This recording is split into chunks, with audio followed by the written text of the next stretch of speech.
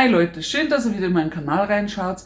Ich teste heute die Popcornmaschine von Secotec. Ich bin gespannt drauf, ob das so klappt, wie ich es meine. Dann freuen sich die Kinder nachher auf selbstgemachtes Popcorn. Was brauchen wir als erstes dazu? Natürlich Maiskörner. Zuerst schauen wir uns die Maschine an. Die Popcornmaschine von Secotec heißt Fun & Taste Popcorn Classic. Wird mit 300 Watt betrieben, hat 500 Milliliter Fassungsvermögen, hat eine magnetische Türöffnung, hat eine Innenbeleuchtung, die Schale darin ist herausnehmbar und wir haben einen Messlöffel. Verschickt wurde es jetzt leider in der Originalverpackung. Ich mag das nicht so gern, weil ich weiß, wie teilweise mit den Paketen rumgeschickt werden. Ich habe auch hier auf der Seite eine kleine Stelle drin. Zum Glück ist nichts passiert. Das Siegel war auch noch intakt. Ich habe schon mal aufgemacht und habe reingeschaut eben, um zu gucken, ist nichts beschädigt. Wir packen das jetzt einmal aus. Das wird jetzt ein bisschen dauern. Hier haben wir die Bedienungsanleitung. Oben Styropor. Und hier seht ihr schon die Maschine rausschauen.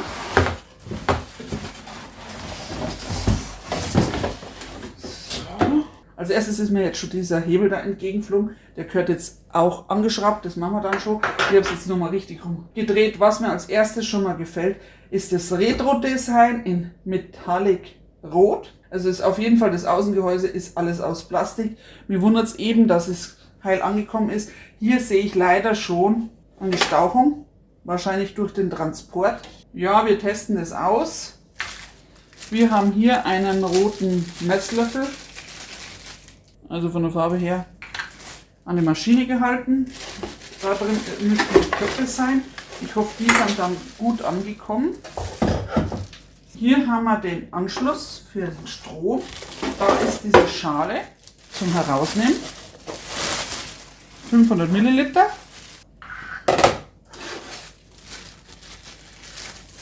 Hier haben wir auch so ein Löffelchen. Also ich habe selber noch keine Popcornmaschine ausprobiert, also auch Premiere bei mir. Dann haben wir hier den Topf. So schaut der aus. Hier kommt dann das Popcorn rein. Und hier steht als Warnhinweis natürlich auch drauf, es wird heiß. Da muss ich noch gucken, das gehört da eingerastet. Und wenn Sie hier reinschaut, da dreht sich das dann, wenn ich hier oben drehe, so wie es sich gehört. Da ist, denke ich mal, der Griff. Da hinten ist der Stromanschluss. Ich bin noch ein bisschen skeptisch, weil wenn ich mir überlege, das muss ich an diesen dünnen Gestänge da oben reinhängen. Hier haben wir aber auch solche Halterungen, daher eben das da. Wir müssen es halt bloß richtig rum reinsetzen. So gehört das rein. Wir tun jetzt bloß kurz das da rein, damit ich euch das auch noch mal zeige. Machen wir hier zu. Ja, Magnethalter. Eher weniger. Wir haben hier ein Konterfei drauf, wie das ausschauen soll, das Popcorn. Also hier ist eben dieser Aufkleber drauf, Secotec. Hier steht nochmal unten dort Fun & Taste, oben Secotec. Von unten sieht es so aus. Hier steht es dann auch nochmal drauf. 300 Watt, 220 bis 240 Volt bei 50 bis 60 Hertz. So wie es ausschaut, kann man es sogar in den Geschirrspüler rein tun. Ein CE-Zeichen gibt es. Da unten haben wir das Symbol für den Geschirrspüler. Also Teile kann man da in den Geschirrspüler rein tun. So, wir haben hier oben Schalter fürs Licht, Schalter zum Einschalten. Hier sind Öffnungen drin in dem Plastikgehäuse, damit auch schön die warme Luft entweichen kann. Wenn ich mir das hier so unten anschaue, könnte es sein, dass es leicht verbogen ist, weil das hält jetzt nicht besonders. Das könnte jetzt auch beim Transport passiert sein, weil es ist ja bloß so Metallschiene. Finde ich jetzt schon ein bisschen blöd. Wir tun das ein bisschen nach innen biegen. Schauen wir mal, ob es jetzt hält. Ja, jetzt hält es viel besser. Da müsst ihr dann schauen, ob es hier unten eine gerade Linie hat. Ja, jetzt passt besser. Seht ihr es? Tür fällt nicht raus, also Magnetverschluss hält. So, damit ihr natürlich auch was seht davon, werden wir jetzt hier erst einmal diesen komischen Kleber runter machen. Hoffe, dass er auch leicht runter geht. Hat leider hier schon einen Kratzer abbekommen, weil eben das da mit da drin war. Die Maße vom Gerät sind nach oben hin 40 cm, von der Seite ungefähr 23 und nach hinten 25 cm. So, dann müssen wir mal schauen, wie das da reingehängt kommt. Das ist hier oben 6, hier oben ist das Lichtlein, hier ist das Rad. Zum Einsetzen machen wir es jetzt wie folgt. Ihr seht hier oben das Schwarze, das gehört dann da oben da rein, damit es an einem anderen Zahnrad dreht und das gehört da reingehängt. Als erstes sollten wir mal das Stromkabel anschließen. Schaut jetzt so raus. Ich finde, das wackelt zu sehr. Wir hängen es jetzt erst einmal rein und dann gucken wir. So, es hängt jetzt, habe ich ein bisschen Schwierigkeiten gehabt, das da reinzuhängen und gleichzeitig hier das da reinzuhängen, ohne die Maschinen innen drin zu verkratzen. Hier ist eine Öffnung drin, hier ist eben die Schraube zum Drandrehen. So, dann in die Richtung drehen, damit es schön festgeschraubt wird. Dazu könnt ihr natürlich hier aufmachen und dagegen halten. Der Griff dient gleichzeitig dazu, dass ihr das hier, dieses Schälchen, nach vorne kippen könnt. Dann fällt dann das Popcorn raus. So, dann haben wir hier hinten noch das Kabel. Angesteckt ist. Erster Versuch. Licht geht schon mal. Und wenn es Licht geht, wird die Stromversorgung auch da sein.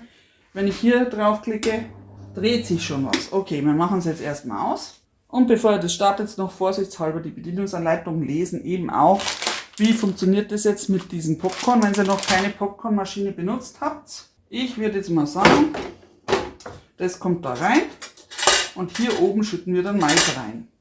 Wie viel das ist, zeige ich euch gleich. Also als erstes, bevor ihr mit dem Gerät was macht, die Schüssel reinigen, die Innenseiten etwas reinigen mit ein bisschen Spüle warmem Wasser. Dann können wir auch damit starten. Das mache ich jetzt gleich und spüle erstmal etwas ab. Das Reinigen von der Maschine war unkompliziert. Ihr müsst hier ein bisschen aufpassen, dass ihr nicht so viel Druck ausübt, weil es ist einfach nur Plastik. Dann tun wir hier den Behälter vorsichtshalber rein. Ich habe jetzt hier extra Popcorn-Mais, 500 Gramm, so viel braucht es ja nämlich gar nicht. Empfohlen ist 1 Esslöffel Öl auf 57 Gramm Mais. Das kommt dann da rein und es steht noch als Warnhinweis drin, es erhitzt sich erst, wenn hinten wirklich der Stecker ganz eingesteckt ist. Wir messen erst einmal 57 Gramm ab und laut der Anleitung reicht es für 8 Portionen. Da bin ich jetzt mal gespannt drauf. Also wenn ihr meine Packung seht, 57 Gramm ist jetzt nicht viel. Also laut dem heißt, man soll das mit diesem Becher da reingeben. Dann brauchen wir Öl, 1 Esslöffel. Wobei ich mich jetzt frage, mit dem Popcorn-Mais, brauche ich jetzt da noch extra Zucker oder nicht? So, direkt da reingeben. Das testen wir aber dann nochmal. Mais ist drin, Öl ist drin, Klappe zu. Leider steht jetzt in der Anleitung nicht drin, wie ist denn das mit Zucker? Muss man den Zucker zusetzen oder nicht? Weil ich denke mal, ohne Zucker wird es jetzt nicht so gut schmecken. Wir können es aber auch, habe ich jetzt eine Idee gehabt, Lebensmittelfarbe kann man da reinmachen. Dann kriegt ihr dann blaues oder rotes Popcorn, mal schauen. Ich habe jetzt eine Rolle runtergemacht, das hat doch ein bisschen blendet. Dann schalten wir mal das Licht an. Für ein heimliches Ambiente. So könnte es aussehen, vielleicht mit Licht ist noch eher Kino-Feeling. So, dann schalten wir jetzt mal das ein und dann bin ich ja gespannt, was passiert. Und natürlich, es ist jetzt der erste Probeversuch. Nachher versuchen wir es dann noch mit Zucker. Also von dem Licht her kommt es warm her. Wenn ich jetzt den Topf anfasse, ist jetzt überhaupt nicht warm. Ich habe jetzt nochmal nachgelesen, eigentlich steht drin in wenigen Sekunden. Das dreht sich, also der Topf wird leider nicht heiß. So, ich musste jetzt das nochmal ausschalten, weil der Topf ist nicht warm geworden. Und in der Anleitung steht drin, dass der Stecker da hinten vollkommen eingesteckt sein muss, weil sonst wird es nicht erwärmen. Und ich hatte schon beim Einstecken, beim ersten Mal, Probleme, den Stecker überhaupt reinzubekommen. Jetzt habe ich es nochmal probiert, jetzt scheint es auch zu funktionieren. Wenn es jetzt doch nicht funktioniert, könnte vielleicht sein, dass es kabeldefekt ist. Wir machen es jetzt nochmal an und dann müsste eigentlich was passieren noch. Jetzt schaut es viel besser aus. Ja, jetzt hat. Ich glaube, jetzt tut sie was. Wenn sich jetzt da drin nichts tut, dann nochmal aufmachen, nochmal das Kabel überprüfen. Und jetzt denke ich, wird es funktionieren, weil jetzt ist es schön warm geworden. Jetzt tut sich was. Man hört das Öl brodeln. Hört es? Da hat die Anleitung auch recht. Es ist normal beim neuen Gerät, dass es am Anfang erstmal einen Geruch entwickelt, der verfliegt aber dann eigentlich nach ein paar Mal machen. Jetzt mache ich nochmal das.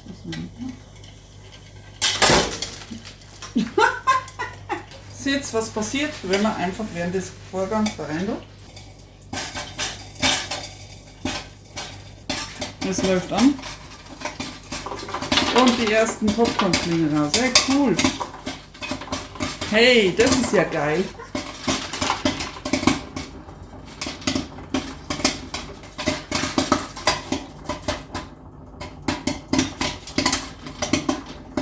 Bringt auf beiden Seiten raus.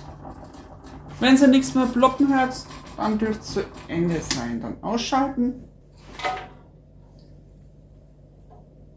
Ja, es riecht auf jeden Fall. Gut, die Schale ein bisschen nach vorne.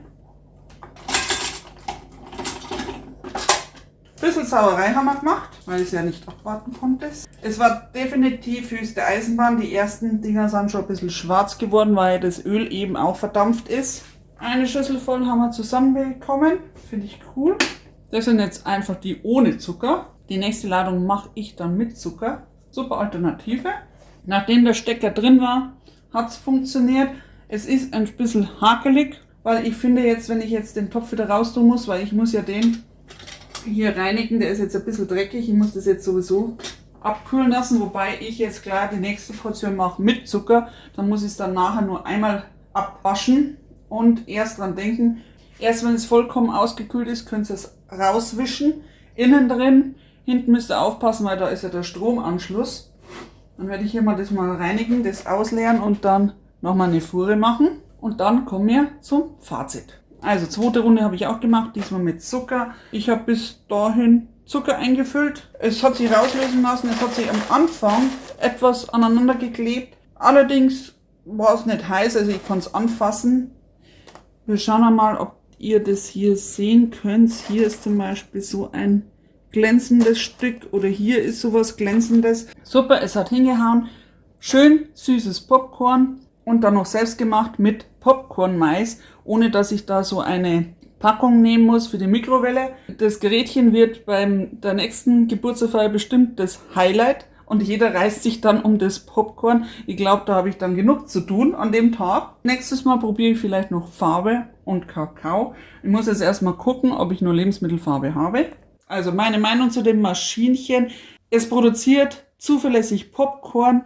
Ob ihr das mit Zucker macht, mit Salz oder mit Lebensmittelfarbe, das müsst ihr dann selber herausfinden. Da werden in der Anleitung leider keine Angaben gemacht, nur das Grundrezept, also 57 Gramm Popcorn, 1 Esslöffel Öl reingeben und starten. Der Stromanschluss ist etwas hakelig, denn der Topf wird erst warm, wenn es richtig angeschlossen ist. Ich hatte da am Anfang Schwierigkeiten, das einzustecken. Dadurch wurde es beim ersten Versuch nicht warm. Dann habe ich nochmal nachjustiert in der Maschine drin. Dann funktionierte es. Etwas Übung braucht es auch, dann den Topf da reinzuhängen, weil ich habe das Stromkabel nämlich vorher schon angeschlossen und dann erst den Topf eingehängt. Funktioniert garantiert auch andersrum. Muss ich demnächst dann auch nochmal probieren. Klar ist, Gehäuse ist komplett aus Kunststoff. Der Topf ist Metall mit Anti-Haftbeschichtung. Schwierigkeiten gab es beim Rauslösen vom Popcorn. Dadurch, dass es ein bisschen länger drin war, ist es in dem Haken festgeklebt, aber mit so einem Holzstäbchen oder vielleicht mit diesen kleinen Löffelchen könnt ihr das auch rauslösen. Dann funktioniert das tadellos. Das Licht geht, das ist so ein kleines Gimmick. Wie es eben versprochen worden ist, wenn der Topf heiß ist, geht es innerhalb von Sekunden, dass das Popcorn rausfliegt. Aufpassen, nicht zu viel reingeben, sonst funktioniert das nicht oder ihr macht das Maschinchen kaputt. Das Reinigen ist ganz einfach. Ihr könnt den Topf rausheben. Da würde ich eher sagen, bloß mit ein bisschen Spüle und warmem Wasser auswischen, denn da ist Anti-Haftbeschichtung drin und durch diesen Stromanschluss unten könnt ihr den natürlich nicht in Wasser einweichen oder irgend sowas. Das braucht ihr nicht. Vor jeder Benutzung die Innenseiten und natürlich auch diese Schüssel und den Topf reinigen. Die Schüssel hat 500 Milliliter, es sind 8 Portionen drin, also eine Handvoll immer. Ich denke mal, das reicht locker für 2 Personen, wenn man nicht sehr viel Popcorn essen möchte. Ansonsten genau die richtige Größe für eine Person. Beim Versand wurde es leider ohne Umverpackung verschickt und es kommt immer je nach Versanddienstleister, kann es passieren, dass der Karton Wessel beschädigt wird. Gott sei Dank ist es dann innen drin Styropor geschützt. Leider ist der Topf da etwas dran geflogen, obwohl er auch eingepackt war. Und bei mir hat es das Metallstück verbogen und auch hier, das war ein kleines bisschen verbogen, konnte man richten, hat funktioniert. Da kann aber das Unternehmen nichts dafür, wie mit dem Paket beim Versanddienstleister umgegangen wird. Allerdings wäre es halt nicht schlecht beim Versand doch trotzdem nochmal eine Umverpackung zu machen, eine dickere, dass eben das nicht passieren kann, dass da irgendwas beschädigt wird. Wie man hier sieht, hat der Kunststoff von mir eine kleine helle Stelle, macht aber nichts, ist nicht kaputt gegangen, man kann es hier einwandfrei öffnen. Bei der ersten Anwendung fängt es etwas zum Riechen an, aber das ist vollkommen normal. Beim zweiten Durchlauf habe ich es schon gar nicht mehr bemerkt. Also ich bin schon mal von dieser Zuverlässigkeit begeistert. Was mir gefällt, dass man hier sein individuelles Popcorn produzieren kann, sei es mit Lebensmittelfarbe gefärbt, mit Zucker, mit Salz. Mein Fazit: Mit der Secotec Popcornmaschine bekommt ihr ein zuverlässiges Gerätchen, womit ihr euer eigenes Popcorn produzieren könnt. Mir gefällt dieses Retro-Design. Euch muss klar sein, das Gehäuse besteht aus komplett Kunststoff. Metall-Variante gibt es jetzt leider nicht. Für Heimkino-Liebhaber garantiert ein Highlight. Auch bei den Geburtstagsfeiern wird es seine Freunde finden. So hat mir jetzt das Maschinchen überzeugt, auch wenn der Stromanschluss etwas hakelig ist. Das war jetzt mein Produkttest. Bis demnächst, eure Petra.